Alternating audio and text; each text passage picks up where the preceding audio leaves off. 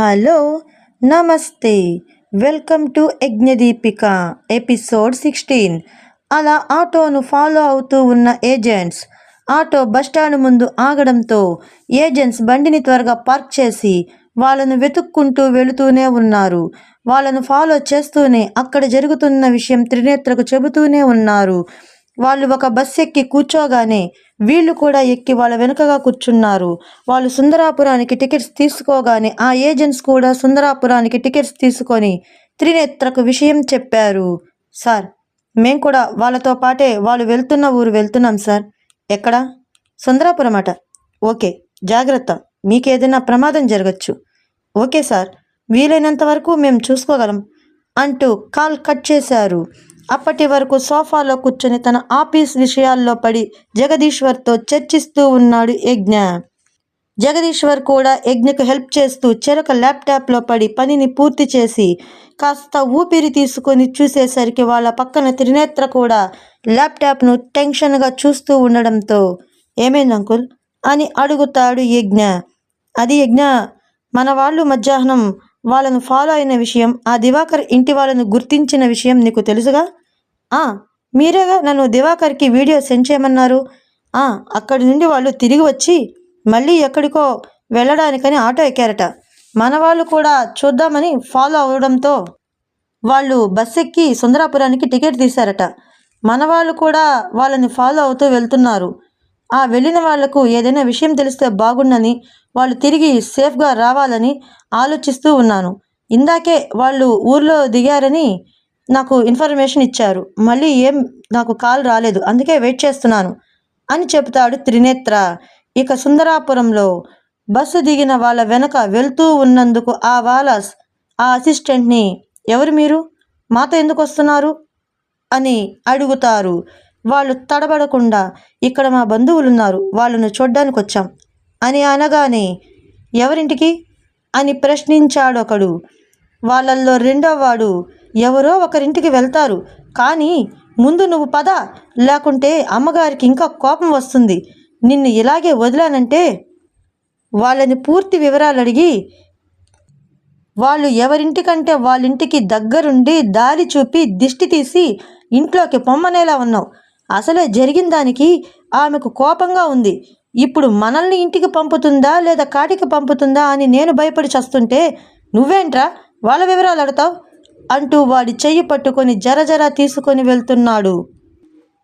సహజంగా సిటీస్లో అయితే పట్టించుకోరు, కానీ పల్లెల్లో కొత్త వాళ్ళు కనబడితే కాస్త అనుమానంగా చూస్తారు.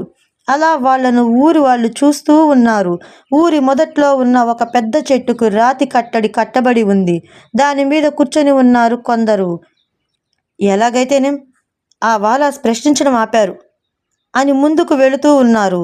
వాళ్లకు దూరంగానే ఉండి వాళ్ళను ఫాలో అవుదాం అనుకుంటూ ఉన్నారు. అలా వెళ్తూ ఉన్న ఏజెంట్స్ని చూసి ఆ రాతిపై కూర్చున్న వాళ్ళు ఏజెంట్స్ని ఇటు రండి అని పిలవడంతో మొహాలు నల్లగా పెట్టి, అబ్బా ఇప్పుడు వీళ్లకు సమాధానాలు చెప్పాలా అని అనుకుంటూ వాళ్ళ ముందుకు వెళ్ళి, చెప్పండి అని అడుగుతారు. ఎవరు బాబు మీరు, ఎవరు కావాలి? అది మేం ఊళ్ళో మా బంధువుల కోసం వచ్చాం. ఎవరు వాళ్ళు, ఏం పేరు? ఏజెంట్స్ ఏదో వాళ్ళ నోటికి వచ్చిన పేరు చెప్పేసరికి, ఆ పేరు గల వాళ్ళు ఇక్కడ లేరే, చూడండి, మాకు మిమ్మల్ని చూస్తుంటే ఏదో అనుమానంగా ఉంది. మీరు చెప్పిన పేరుకి ఈ కాలం పిల్లలదనిపిస్తుంది. పైగా ఈ ఊళ్ళో అంతా కలిసి ఉండటం వల్ల ఎవరింటికైనా బంధువులు అతిథులు వస్తారంటే ఉన్నంతలో కాస్త గౌరవం చేసి పంపుతాం. పైగా కొత్త వాళ్ళు వస్తున్నారంటే వాళ్ళ ఇంటికి దారి తెలుసో తెలియదో కాబట్టి బస్సు టైంకి ఎదురు చూసి దింపుకుంటాం. అలా మీకోసం ఎవరూ రాలేదు. మీరు కూడా ఎవరింటికి వచ్చారో స్పష్టంగా చెప్పట్లేదు. సరే అయితే మాలో ఒకరిద్దరు మీతో వస్తారు, మీరు ఎవరింటికి వెళతారో చూస్తాం, సరేనా అని అడిగారు.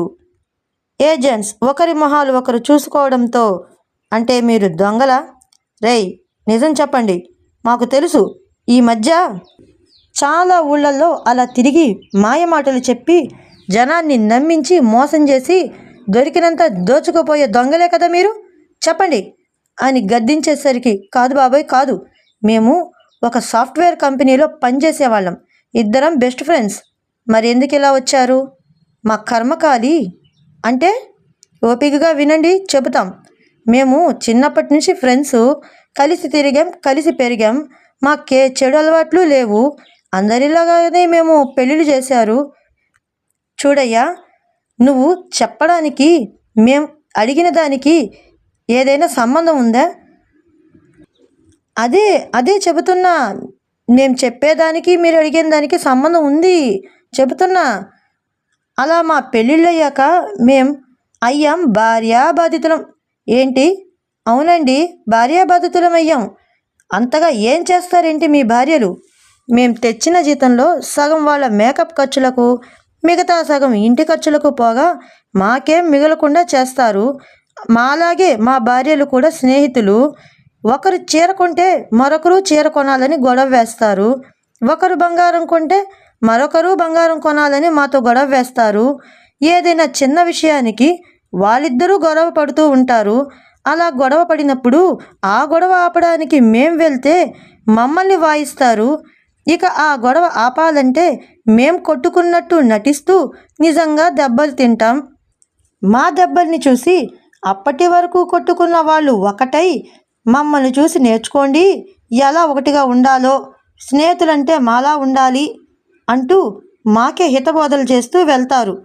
అలా వాళ్ళ దాటికి తట్టుకోలేక వాళ్లకు మా విలువ తెలియాలని, అలా తెలియాలంటే మేమక్కడ కనబడకుండా ఉంటేనేగా మా కోసం కంగారు పడి బుద్ధి తెచ్చుకుంటారు. అలా మా కోసం బాగా కంగారు పడి మేమిక్కడ ఒక 2 రోజులు మనశ్శాంతిగా బతికి మేం తిరిగి వెళ్ళాక ఇంకనైనా మమ్మల్ని ప్రశాంతంగా ఉండనిస్తారేమోనని. అంటే వాళ్ళపై అలిగి వచ్చారా? అవునండి. మరి ఎక్కడికో వెళ్ళొచ్చుగా, మా ఊరెందుకు వచ్చారు?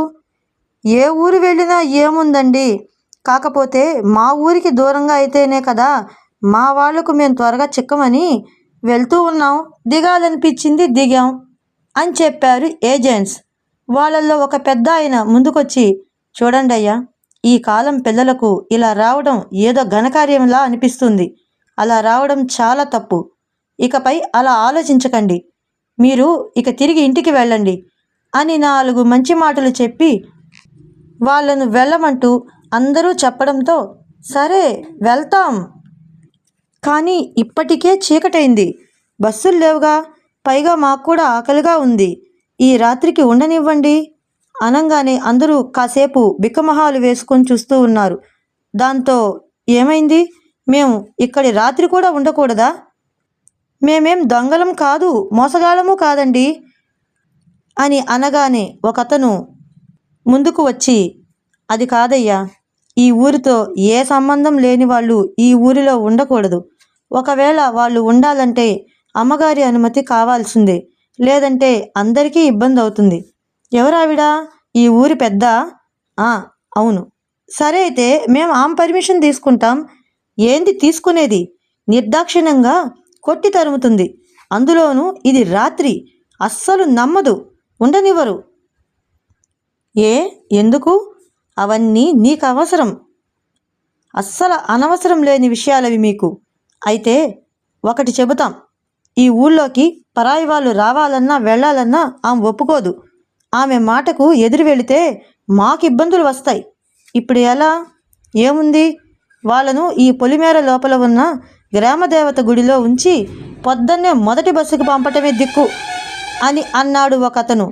అదే మంచిది అంటూ అందరూ చెప్పారు. చూడండి, మేం చేసే సహాయం ఈ పూట భోజనం మాత్రమే పెట్టగలం, అంతేకాని ఇక్కడ ఎవరింట్లోనూ ఆశ్రయం ఇవ్వలేం అని చెప్పి భోజనం నీళ్లు ఇప్పించి గుళ్ళో ఉంచారు. వారు ఊరిలోకి రాకుండా గ్రామ ప్రజలు కొంతమందికి వారికి చుట్టూ కాపలాగా ఉన్నారు. ఇదంతా ఏజెంట్స్ గుళ్ళో కూర్చొని చుట్టూ చూసి గుళ్ళో ఏమైనా కెమెరాలు, మైకులు లాంటివి ఉన్నాయేమో అని చూసి ఆ గుళ్ళో అలాంటివి ఏమీ లేవని నిర్ధారించుకున్న విషయం మొత్తం ఇలా ఊళ్ళో ఎవరికి వినపడకుండా నెమ్మదిగా ఫోన్ ఆన్ చేసి త్రినేత్రకు మెసేజ్ చేస్తూ ఉన్నారు. సార్, ఇక్కడ ఊర్లో అంతా ఒక కట్టుగా ఉన్నారు. ఎవరిని లోపలికి రానివ్వట్లేదు. ఊరితో సంబంధం లేని వాళ్ళని రానివ్వరంట అని జరిగిందంతా మెసేజ్ చేస్తూ ఉన్నారు. ఇక ఆ రాత్రి చేసేదేం లేక అందరూ నిద్రలో జారుకున్నారు. కానీ గెలుపు కోసం ఆరాటపడే బిజినెస్ మెన్ ప్రతాప్ మాత్రం నిద్ర పట్టక లాన్లో అటూ ఇటూ తిరుగుతూ ఉన్నాడు. ఛ, ఎంత కాపు కాచినా అవకాశం దొరకట్లేదు అంటూ పిడికిలి బిగించి పక్కనున్న గోడని ఒక గుద్దు గుద్దుతున్నాడు. మండిపోతూ ఉన్నాడు ప్రతాప్. మరుసటి రోజు ఉదయం 6 గంటలకు జాగింగ్ పూర్తి చేసుకొని త్రినేత్ర యజ్ఞ ఇంటికి చేరుకోవటమే ఏదో హడావిడిగా ఇంటిని అలంకరిస్తూ ఉన్నారు.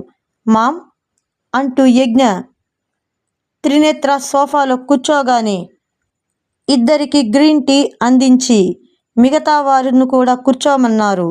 పని వాళ్ళు ఎవరి పని వాళ్ళు చేసుకుంటూ ఉన్నారు. ఏం జరుగుతుంది మామ్?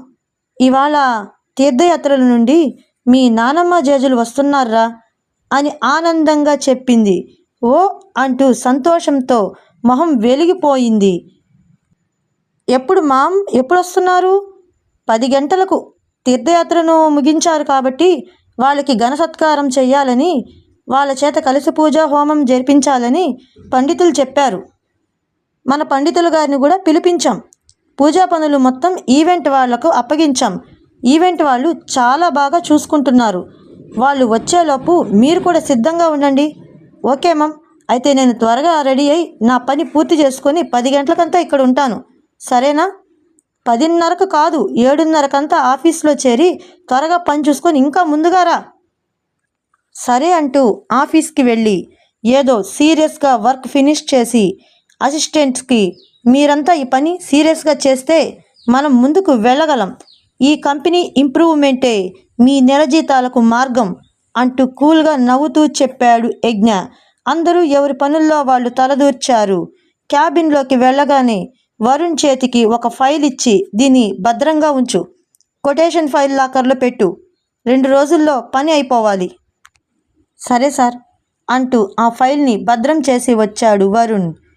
ఏమీ అనుకోకు, అక్కడ పూజ టైంకి నేను అక్కడ ఉండాలి. సరిగ్గా ఇక్కడ మనకు పని పడింది, దాంతోనే నేను నిన్ను ఇక్కడ ఉండాల్సి వచ్చింది. పర్లేదు సార్, నేను అర్థం చేసుకోగలను. అయినా మా ఇంట్లో వాళ్ళందరూ ఎప్పుడో మీ ఇంటికి బయలుదేరారు. నేను కూడా ఆఫీస్లో ఇంకాసేపట్లో ఈ పని అయిపోవడమే, నేరుగా మీ ఇంటికి వచ్చేస్తానుగా. గుడ్ అంటూ ఇంటికి వెళ్ళిపోయాడు యజ్ఞ. త్వరగా ఆఫీస్ డ్రెస్ మార్చేసి పూజ కోసం ట్రెడిషనల్ డ్రెస్ వేసుకొని అల్పాహారాన్ని పూర్తి చేసి తన కోసమే ఎదురు చూస్తున్న అమ్మమ్మ, తాతయ్య, మేనమామ, అత్తలను పలకరించాడు. అమ్మమ్మ తాతయ్యలను బాగున్నారా అంటూ ఆప్యాయంగా మాట్లాడి మేనమామ, అత్తలను ఆట పట్టిస్తూ వాళ్ళ పిల్లల యోగక్షేమాల సమాచారాలు అడుగుతూ ఉన్నాడు. అతిథులకు వేసిన కుర్చీల్లో కూర్చొని ఉన్న దేవ్ కుటుంబాన్ని, వరుణ్ కుటుంబాన్ని మర్యాదపూర్వకంగా పలకరిస్తూ ఉన్నాడు. అందరితోనూ గౌరవంగా నడుచుకుంటూ ఉన్నాడు. ఇక యజ్ఞ ఎంతో ఆశగా రావాల్సిన వాళ్ళ కోసం స్వాగత సన్నాహాలు సిద్ధం చేసుకుంటూ ఎదురు చూస్తూ ఉన్నాడు. వెనక నుండి ఒకరు యజ్ఞను కళ్ళు మూసి, ఎవరో చెప్పుకో చూద్దాం అని అనగానే, ఇంకెవరు, ధనుర్వి అని అనగానే, హే ఎలా చెప్పావురా, నిన్ను ఎలా మర్చిపోతాన్రా అని అంటూ మాటల్లో పడ్డారు. ఏరా మీరిద్దరేనా, నేనులేనా అంటూ మధ్యలో సెటిల్ అయ్యాడు దేవ్. వాళ్ళను ముచ్చటగా చూస్తూ వచ్చిన త్రినేత్ర ధనుర్వి అని పిలవగానే, హాయ్ డాడ్ అంటూ పలకరించాడు ధనుర్వి. త్రినేత్రతో పాటు వచ్చిన జగదీష్, నారాయణలు వాళ్ళను చూస్తూ, మన ముగ్గురు లాగానే మీ ముగ్గురు కూడా ఉండాలని, ఎప్పుడు ఒకటిగా ఉండాలని ఆశిస్తాంరా అంటూ అంటారు. మేం ముగ్గురం మాత్రమే కాదు, ఇప్పుడు వరుణ్ కలిశాడుగా, నలుగురం అని అంటాడు యజ్ఞ. ఆ మాట విన్న వరుణ్ కుటుంబం సంతోషపడుతూ ఉంటుంది. అప్పుడే వచ్చిన వరుణ్ మరింత సంబరపడుతూ ఉంటాడు. ఇక యజ్ఞ ధనుర్వికి, వరుణ్కి పరిచయాలు చేస్తాడు. ఇక రావాల్సిన వాళ్ళ కోసం ఎదురు చూస్తూ ఉంటారంతా. ఓకే ఫ్రెండ్స్, ఆ రావాల్సిన వాళ్ళెవరో, వాళ్ళకి ఏ స్వాగత సన్నాహాలు జరుగుతున్నాయో రేపు ఎపిసోడ్లో చూద్దాం.